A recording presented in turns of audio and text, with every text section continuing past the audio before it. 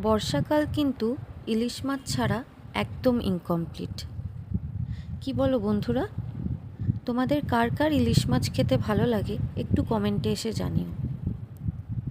তো আজকে দুপুরে আমি সর্ষে ইলিশ রেসিপিটা করেছিলাম। গরম ভাতের সাথে খেতে জাস্ট দুর্দান্ত হয়েছিল। তো ইলিশ মাছের এই রেসিপিটা করবার জন্য কেটে রাখা ইলিশ মাছগুলো নুন হলুদ মাখিয়ে ম্যারিনেট করে কিছুক্ষণ রেখে দিয়েছিলাম। কিছুক্ষণ ম্যারিনেট করে রাখার পরে আমি ভালো করে ফ্রাই করে নিয়েছিলাম তেলে। দেখবেন আমি খুব একটা ডিপ ফ্রাই করিনি, হালকাভাবে ফ্রাই করেছি।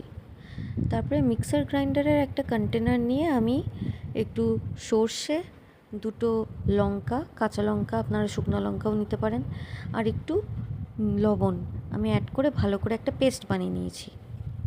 তারপরে গরম কড়াইয়ে একটু সর্ষের তেল অ্যাড করে কালো জিরে অ্যাড করেছিলাম।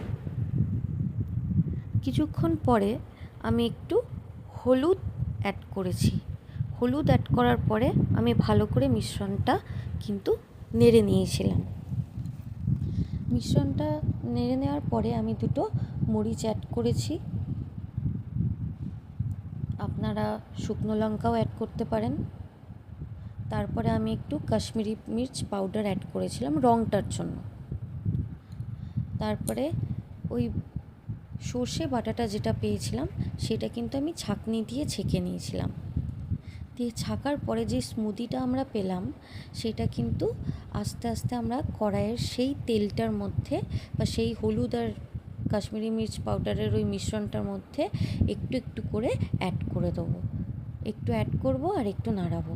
দিয়ে আপনারা দেখতেই পাচ্ছেন কি সুন্দর একটা গোল্ডেন কালারের একটা জিনিস ফুটে উঠেছে, মানে খুব সুন্দর লাগছে এবং গন্ধটাও অসাধারণ বেরিয়েছে।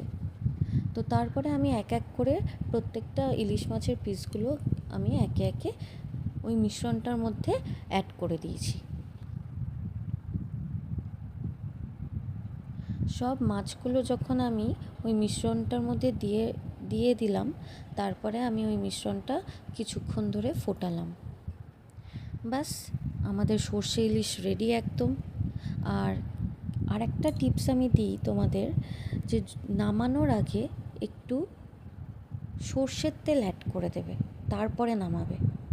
জাস্ট নামানোর কিছুক্ষণ আগে একটু সর্ষের তেল অ্যাড করে দেবে, ব্যাস অসাধারণ একটা গন্ধ বেরোবে। ব্যাস রেডি আমাদের রেসিপি।